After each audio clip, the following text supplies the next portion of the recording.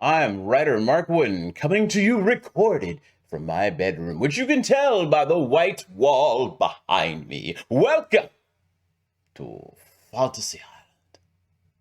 I'm just playing. Seriously, though, welcome to another episode of Thoughts from the Shed. The Wooden Shed. Wooden Shed Creative. Right here. Wooden Shed Creative. That's me.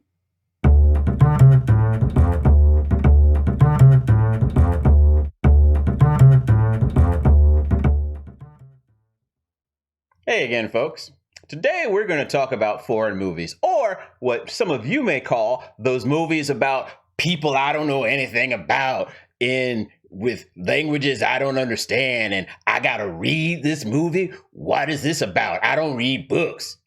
Well, if those are the reasons why you haven't watched foreign movies, you're a hypocrite. Because if you're a geek like me, you've seen lots of movies where you had to do all of that stuff and you didn't bat an eye. Let's be honest. When you saw Lord of the Rings, how many of you actually hang out with orcs, or hobbits, or dwarves, or elves? I'm gonna go out on a limb and say none of y'all. And yet there you were for what amounted to 10 damn hours watching that whole trilogy, didn't bat an eye. That none of these cultures had anything to do with you, but yet you were still there. So you know what? If those are the reasons why you're not watching them, like I said, you're a hypocrite, and you need to come on down with your Uncle Mark and get yourself a little education of why you should be watching foreign films. Now, before you get all upset and go, oh, I'm not watching those boring, dry-ass foreign films, did you know that there are genre films made all around the world? In fact, I'd imagine, as we'll go through later on, there's some genre films that were done somewhere else that came here that you're watching and going, that's awesome. Not even knowing where it came from. You got to know your history. That's why CRT, as people think it is something that's important. But that's politics, that's Twitter. I'm going to get away from that. I ain't going to bore you with that right now, but you should. You should know your history. Other reason why you should watch foreign films is you can get a little bit ahead of the Hollywood curve and kind of know what's going to happen. Here's a perfect case in point from my own experience. Circle the late 80s, early 90s. I went to the Tampa Theater and I went and saw a movie called Reservoir Dogs. But that's not the main story. The main story is it was a double feature of ultraviolet cinema. And the second film was a movie called The Killer. Some of you may have heard of that. The cool and hip among you may have heard of that movie. If not, let me school you. The Killer is a movie by the great, holy crap, great Chinese and Hong Kong, you get the idea, film director and writer John Woo, and occasional actor. John Woo. Now, some of you probably know him from Face Off, and that was, a very good American version of what he does. But back in 89 to 90, and even a little bit before that, back to like 85, he was doing action movies out of Hong Kong that, oh my goodness. Have you seen The Matrix? If you've seen The Matrix, you've seen John Woo. Because 10 years before The Matrix was even The Matrix, John Woo was doing bullet ballet. John Woo was doing the slow-mo. Boom! He was doing all that stuff. And if you had been watching foreign films, John Woo, anywhere between 85-ish to 95-ish, when The Matrix came out, you could have said, hey, boys and girls, you thought that's cool? Let me show you how cool I am. Look at John Woo. Is all I'm saying. Is all I'm saying. But there are other reasons why you should be watching foreign films, reasons particularly that will help you with your creativity and your writing on whatever project you're trying to do. Let's talk about that. The idea for doing an episode on foreign films and how they can help you with your creativity came to me while watching a Shudder original horror film from France called Candisha. The nuts and bolt of it is 3 teenage friends summon a demon. Sounds pretty typical, right? Well, it is, because you've seen that movie hundreds of times before here in America. Now, it's a little different over there because, of course, yes, they're speaking French, so you've got the subtitles to read. And yes, it's a different culture, at least on the surface. But if you actually start paying attention to what's going on in the scenes, once you get beyond the, I have to read, once you get beyond all that crap, you start to realize these are three teens just like you. They hang out with their friends at restaurants. They go out and do devilish little things. In this case, in their culture, it's spray painting around. But we've got people that do graffiti here in the United States too, don't we? They have friends that they rib on. They have that one guy that's kind of like, the creepy creepster ex-boyfriend thing. I mean, how many times have you seen that on like an episode of damn Rivendell or something like that? The bottom line is, even though you think these are foreign people and they speak a different language, they're really just like you and me. They are people you know. And that's a universal truth that you'll find in all of your creative endeavors, is that you have to find a way to bring out the humanity in these characters so that other people, your audience, can relate to these characters and want to travel with them on this adventure. Going back to Lord of the Rings, yeah, y'all don't know hobbits, but you do know the idea of, oh, I don't really want that kind of responsibility. But then some wiser mentor figure saying, no, you're capable of this. Let's get it together. Let's go. You know that. You've been that person where you just didn't want to do something, but somebody prodded you to get out there and do it. See, it's that connection that's going to draw people in. Now, the reason why I say watch a foreign film to help you with this is you already know American culture. So all those kind of cultural ties, that humanity that drags you in, yeah, that just gets right over the head, right over my bald, sexy head. But when you're watching it in a foreign area, and you're trying to figure out the culture itself in there, it becomes more distilled because you're grasping at that connection, fighting through all the culture to get to that. So you're actively seeking it, and then you will be able to recognize it easier in every other thing that you do. Also, by learning about these other cultures and learning that they're kind of just like you and have the same foibles and all that kind of stuff, you will be a better damn human. You won't be running around, oh, I don't want those refugees coming to my town because they're foreigners, or any stupid shit like that. Because you'll realize that because they have the same wants and needs as you, sure, they may do things a little bit differently. And I'm not saying bring the ones that come over and outright say to you, we're going to kill you. Yeah. Okay. You win. Yeah, those guys are bad. But more by and large, everyone around the world has the same goals, hopes, dreams. They just have different ways of going about it. But I bet if you sat and understood them, you can get past all that bullshit hatred and all that bullshit fear and actually make friends and make the world a better place. And yeah, I just circled all of that around to watch a foreign movie, learn different cultures, see how they relate to you, see how all of this comes together, see that humanity that you need to use in your works to draw people in, to entertain your audience, and you could end up a better person. I'm also going to say there is some badass filmmaking going on all around the world. You think that like DC and Marvel have the stranglehold on comic books? Well, they do. But there are some other good comic book movies out there. Hollywood ain't got nothing on the action of Hong Kong back in the 90s. There are also some dramas out there. Wow, you would think they'd be boring as all hell, but then you watch it and you're like, man, that's intriguing as hell. And why would you want to deprive yourself of the opportunity just because you don't speak the language, just because I don't understand that culture? Get over that crap. I'm telling you, there's some good stuff out there. And your Uncle Mark here is going to tell you some of the ones you should start out with.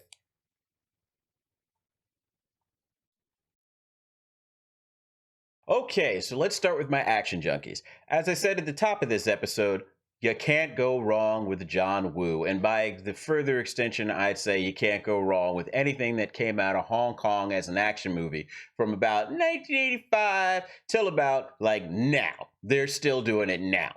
I would start with The Killer. If you've seen the anime Golgo 13, you're pretty much right in line with what's going to happen, except it's on steroids. You will also see all of John Woo's signature stuff, the doves, the slow-mo, the two guys pointing the guns at each other and walking around each other, trying to figure out, am I one side of the coin? Are you the other side of the coin? What's going to happen? Yeah, it's all in there. Check out some John Woo. If you really want some John Woo, you need to take yourself and see Hard Boiled. Chow Yun-fat, who you probably know, I would say, from Crouching Tiger, Hidden Dragon. Yeah, he plays the main character in both of those movies, and wow, classy. Badass. Just go check that out. Another great action filmmaker, and I'm going to give the caveat though, for you new bloods who are used to your John Wicks and your fast-paced action movies, your Bourne Identities and all that, which by the way are freaking awesome. This guy's going to seem a little bit slower, but trust me, everything that you're seeing now pretty much came from this guy. As I like to call him, Akira Kurosawa. Now, you remember a little movie with Denzel Washington, Chris, he's a piece of shit, Pratt, and some other guys, 5 other guys specifically called the Magnificent Seven? Well, let's ignore that bullshit. Let's go to this Magnificent Seven with Yul Brynner. Remember that one? And if you don't, trust me, it exists. Go look it up. It's a fun movie. But, you know where that came from? Akira Kurosawa. Because that movie is a remake of this movie, The Seven Samurai. Now, it's 3 hours long, and 3-hour-long movie back in 1950s when it came out was unheard of. But now that you guys will sit through a whole Avengers movie for 3 hours, you have no excuse not to sit down and watch The Seven Samurai, which, by the way, hour and a half, intermission, hour and a half. But basically, all those movies about a bunch of guys teaming up to right some wrong, this movie. When people make the argument, well, you know, DC should have done 7 movies with their heroes and then done the Justice League. Nah, dog. Akira Kurosawa showed you how you can make a movie about 7 characters, make it badass, make each character an individual, and still carry through a story in the course of 3 hours. So take that, Hollywood. Another thing with Akira Kurosawa, remember how I said pretty much everything comes from him? I bet you're all fans of Star Wars and A New Hope. Tell me if this sounds familiar. 2 ne'er-do-well, kind of klutzy guys stumble their way into the middle of a galactic, or in this case, imperial war.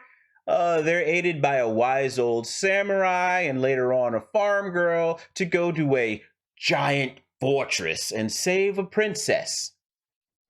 What does that sound like? In fact, there was an Akira Kurosawa movie called The Hidden Fortress, which Lucas has even said, yes, that movie was a major influence on making Star Wars. Now, you also need to watch dramas. Now, why do I say you need to watch dramas? Because, yeah, it's more exciting to see colorful characters running around, blowing stuff up, beating each other up, having these death-defying stunts. But in between those things, you gotta have character. You gotta have heart. And nothing is going to show you how to do that better than a drama. Now, one of my favorite dramas is a movie called Blue is the Warmest Color. It's about 2 women who fall in love and the tumultuous relationship that they have. Warning, again, it's 3 hours, but again, y'all watched Endgame. I don't want to hear shit from you about 3 hours too long. Go watch that. Oh, but Mark, I really just like comic book movies. Oh, do you now? Bam, bitch! Blue is the Warmest Color is a comic book. It may not be all the superheroic shit, but it's a comic book. Comic book, bitches. So you have no excuse not to go see this movie. By the way, it stars a Bond girl whose name I totally can't pronounce. I apologize. I should look this stuff up. But like I said, I'm making this stuff up. I'm a hack.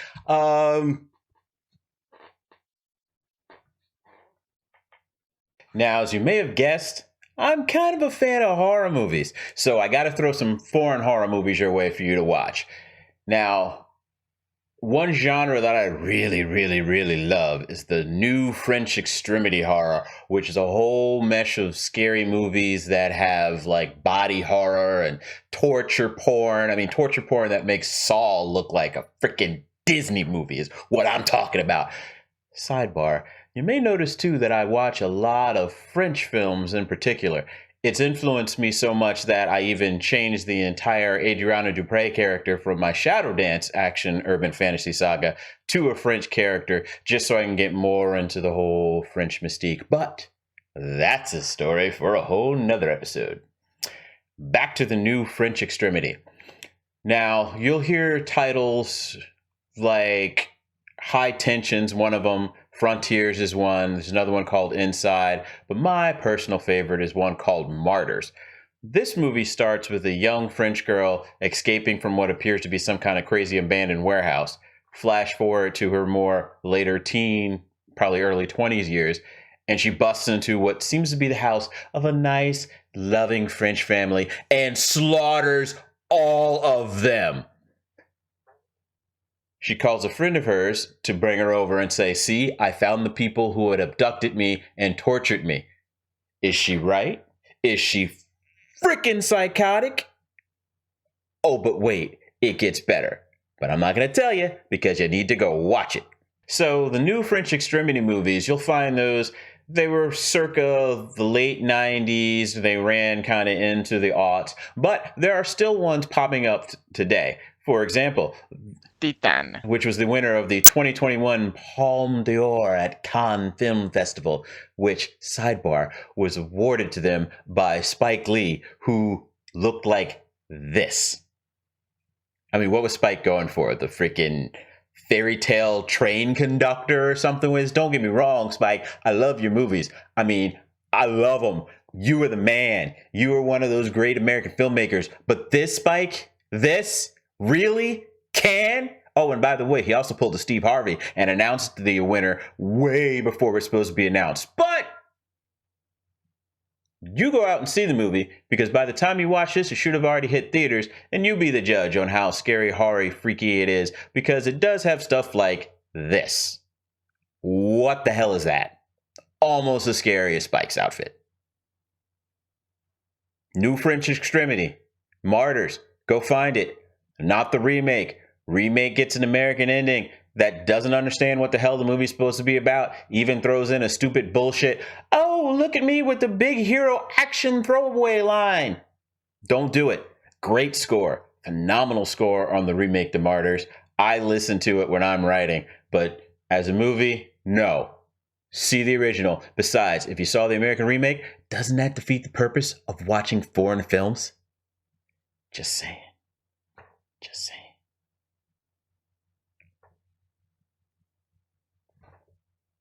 So all I'm saying is give foreign films a chance. Get out of your wheelhouse and just go out and see something different, just so you can say, "Hey, I've seen something different, and now I've got a different perspective on things that I'd always just taken for granted." I mean, by learning how other cultures operate and then going inside of that and finding out the humanity that binds all of us together, it's going to allow you to have a better sense of the humanity to put into your characters, so you can grasp that audience and draw them into your story. Because you could have the greatest set piece in the world, but if I don't care about your characters, I may think, "Oh, that was flashy. That was neat. Whoa, how did they make that work?" But when I turn off that TV or turn to the next streaming channel or walk out of that theater, I'm not going to remember your character. I'm not going to remember what happened. And worst of all, I'm not going to remember you and the hard work you put into that entire story that you tried to develop. Plus, if you know other cultures, you know other people, you'll be a better human. You'll make this entire world a better place. Just outside of being able to entertain, you will make the world better by making yourself better. And knowing that humanity, that universal humanity, will give you the edge you need for your stories. So when you take, say, a boring ass farm boy and turn him into a Jedi, you'll be able to draw that audience in. And then maybe the Force will be with you.